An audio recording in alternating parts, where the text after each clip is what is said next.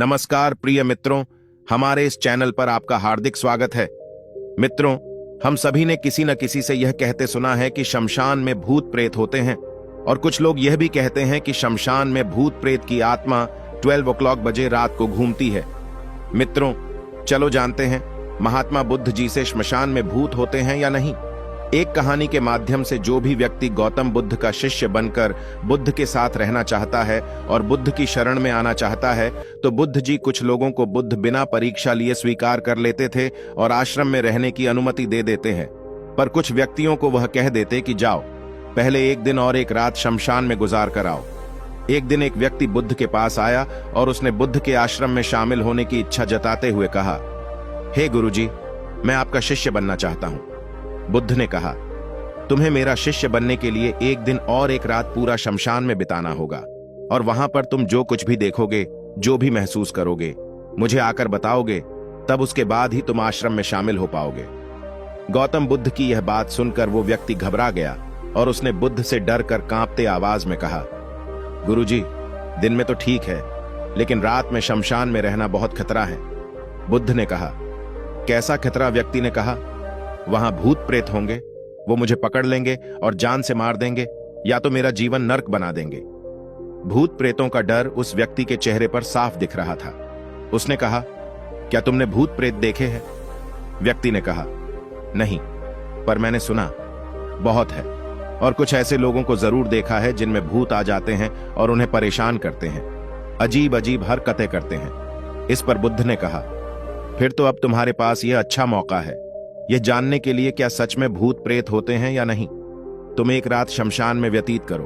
वहां पर तुम्हें कुछ ऐसा लगे कि वह भूत है तो देखना कि वह कैसा दिखता है, और यदि ऐसा कुछ ना हुआ तो तुम यह जान पाओगे कि भूत प्रेत जैसी कोई चीज नहीं होती है। इस तरह पूरी रात तुम जो भी अनुभव कर पाओगे वह सब कुछ सुबह मुझे जाकर बताना। बुद्ध की बातों को सुनकर वह व्यक्ति तैयार हो जाता है। व्यक्ति बोला, ठीक है गुरुजी, मैं एक पूरा दिन और रात शमशान में गुजारूंगा। बुद्ध ने कहा, ठीक है, अभी तुम स्नान कर लो और आश्रम में जाकर भोजन करके आराम करो, और कल सुबह की पहली किरण के साथ ही शमशान पहुंच जाना। व्यक्ति को आश्रम में जाने के बाद बुद्ध ने अपने 4 शिष्यों से कहा कि वह व्यक्ति कल शमशान जाएगा, तुम सब उसके पीछे जाना और उस पर नजर रखना, पर ध्यान रहे उसे थोड़ा भी ना लगे कि कोई उस पर नजर रख रहा है। अगले दिन सुबह होते ही वह व्यक्ति शमशान में पहुंच गया, और 4 शिष्य भी उसे व्यक्ति का पीछा करते हुए एक जगह छुपकर उसे व्यक्ति पर नजर रखने लगे। जब तक दिन था तब तक वह व्यक्ति शमशान में इधर उधर घूमता रहा।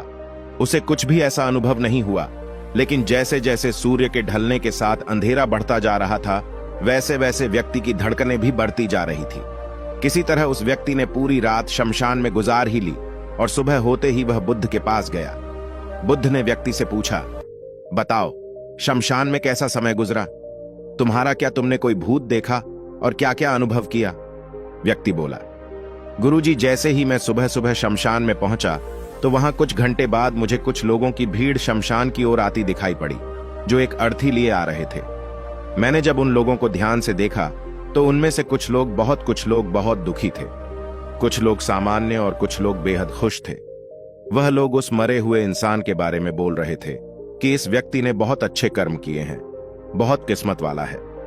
ये इसके बाद उस मरे व्यक्ति के बेटे ने अपने वृद्ध पिता की चिता को अग्नि दी।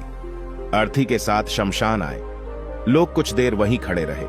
चिता प्रचंड आग की लपड़ों से दू दू करके जलती रही, और सभी लोग मायूस खड़े होकर जलती चिता को देख रहे थे। जैसे जैसे चिता की आग धीमी होने लगी, वहां पर मौजूद लोग भी वहां से जाने लगे, और थोड़ी देर बाद वहां पर 2 और अर्थी आई, जिसमें एक अर्थी किसी अमीर व्यक्ति की थी, जो तरह तरह के फूलों से बहुत सजी धजी थी।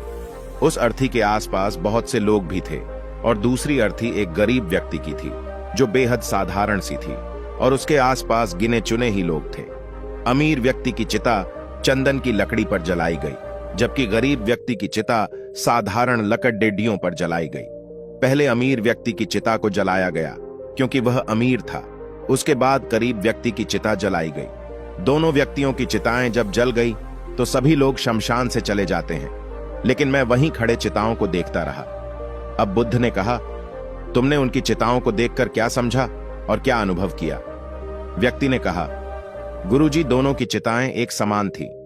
दोनों के ही शरीर उन चिताओं में समान तरीके से ही जले। उसके बाद जब सब कुछ जलकर राख में बदल गया तो वो राख भी एक सामान ही थे। गुरुजी, उसके बाद वहां पर एक महिला की अर्थी आई। उस औरत का पति बहुत दुखी था, फूट फूट कर रो रहा था। अर्थी के साथ शमशान में आए बाकी लोग भी बहुत दुखी थे। वह सभी उसके पति को दिलासा दे रहे थे। गुरुजी, मैंने उसमें देखा कि बहुत से लोग काफी बुद्धिमान थे। वह ज्ञान की बातें कर रहे थे। मैंने ध्यान से उनकी बातों को सुना तो वह बोल रहे थे कि अर्थी की सवारी करते हुए एक दिन तो सबको यहां आना ही है। जीवन हमें इंसानियत और परोपकार से जीना चाहिए। अधर्म, कर्म और पाप से दूर रहना चाहिए। किसी को कभी कष्ट नहीं देना चाहिए। धन के पीछे हमेशा भागकर जो हम अपने जीवन का सुख चैन गवा बैठते हैं और अंत में जो भी धन इकट्ठा करते हैं तो सब कुछ तो यहीं के यहीं धरा रह जाते हैं। गुरुजी, उसके बाद शमशान में कोई अर्थी नहीं आई। इस पर बुद्ध ने पूछा कि तुम सारी रात वहां रहे तो क्या कोई भूत प्रेत तुम्हें दिखा? व्यक्ति बोला, नहीं, वहां मुझे कोई भूत प्रेत नहीं दिखा, बल्कि मन में एक डर तो था। पर सच कहूं तो पूरी रात मैं अपने आप से ही डरता रहा। कभी हवाओं से हिलने वाले पत्तों की आवाजों से डरता रहा तो कभी वहां आसपास मौजूद जीव जंतुओं की आवाजों से डरता रहा।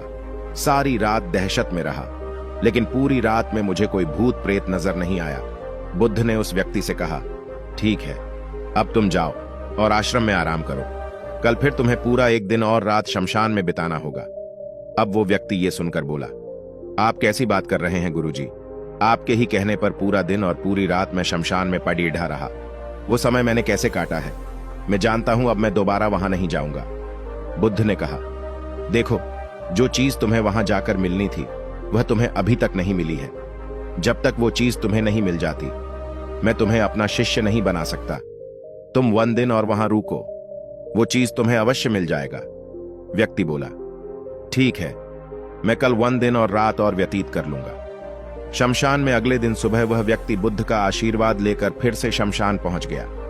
एक पूरा दिन और रात बिताकर वह व्यक्ति अभी सुबह फिर बुद्ध के पास पहुंचा, लेकिन इस बार उस व्यक्ति के चेहरे पर एक अलग ही तेज था। एक अलग ही खुशी झलक रही थी, मानो उसे वह मिल गया हो। लेकिन बुद्ध उसके मुंह से सुनना चाहते थे, इसलिए बुद्ध ने एक ही सवाल पूछा कि क्या तुम्हें वह चीज मिली? व्यक्ति बोला, हाँ गुरुजी, मुझे वह मिल गई। बुद्ध ने पूछा कि बताओ, तुम्हें वहां क्या मिला? व्यक्ति ने कहा, गुरुजी, मैंने जीवन का अर्थ समझ लिया है। मैंने वहां देखा कि कुछ लोग मुझे अर्थी पर लेकर आ रहे हैं। मुझे 4 लोगों ने अपने कंधों पर उठा रखा है और मेरे पीछे कुछ 25 लोग रोते बिलखते चल रहे हैं। मेरे पिता अर्थी के आगे आगे चल रहे हैं और कुछ लोग राम नाम सत्य बोलते हुए मेरे ऊपर फूल फेंक रहे हैं। मेरे सभी रिश्तेदार बहुत दुखी थे। भीड़ में मौजूद कुछ लोग तो सिर्फ दुखी होने का नाटक कर रहे हैं। कुछ लोग मेरे पिता को दिलासा दे रहे हैं। तभी कुछ देर बाद मेरी अर्थी को जमीन पर रख दिया गया और मेरे शरीर को उठाकर चिता पर लिटा दिया गया। मैं यह सब दृश्य धरती पर लेते हुए देख रहा था। मैंने उसे अर्थी से उठाना चाहा, पर उठ नहीं सका। मैं सांस लेना चाहता था, पर सांस नहीं ले पा रहा था। मैं पूरी तरह से समर्थ और विकलांग की तरह था, क्योंकि मेरे अंदर सांस नहीं थी। मैं अपने पिता को गले लगाना चाहता था, लेकिन मैं उठ नहीं सकता था।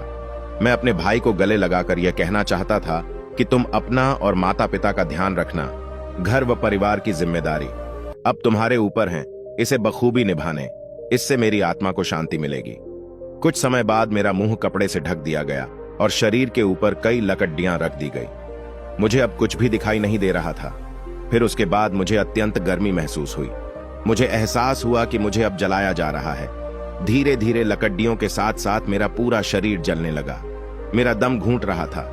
मैं उठना चाहता था। आखिर आग ने प्रेजेंट रूप ले लिया और घिरे घिरे मैं भी उस अग्नि में पूरी तरह खो गया। पूरी रात मैं खुद को ऐसा ही जलते देखा रहा। मैंने देखा कि अंतिम रूप में मैं एक राख बन चुका हूं। उस पूरी रात ना तो मैं डरा, ना ही मुझे डर का एहसास हुआ। जब आंखें खुली तो एक तीव्र रोशनी मेरे आंखों पर पड़ी। मैंने देखा कि यह तो मैं हूं। वह भी शरीर के साथ। मुझे बहुत खुशी का अनुभव हुआ। उसके बाद मेरे मन से न जाने कितने ही भरम समाप्त हो गए और मैं आपके पास आ गया।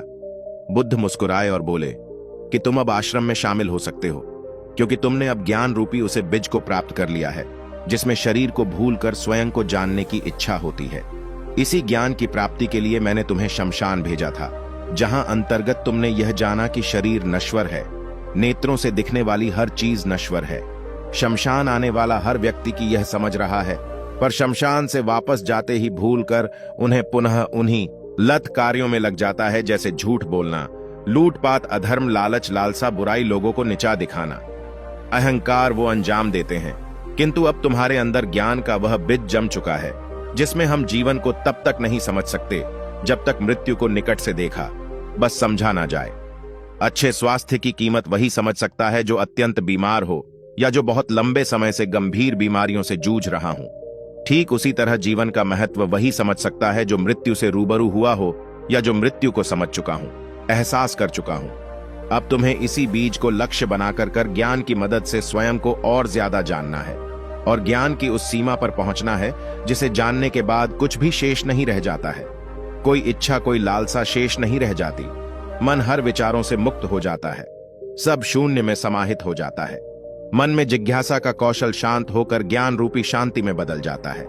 मन में जिज्ञासा का कौतूहल शांत होकर ज्ञान रूपी शांति में बदल जाता है। यही से परम शांति, सुख, सुकून का आनंद एवं अनुभव प्राप्त होना आरंभ होता है। तो दोस्तों, अगर आप भी भूत प्रेत आत्मा देखी है तो कमेंट करके जरूर बताएं। अगर कहानी थोड़ा भी पसंद आई हो तो लाइक करें और चैनल को सब्सक्राइब नहीं किया है तो अपने कोमल भावनाओं के साथ सब्सक्राइब करें। ओम बूम बुद्धाय नमः, ओम बूम बुद्धाय नमः, ओम बूम बुद्धाय नमः।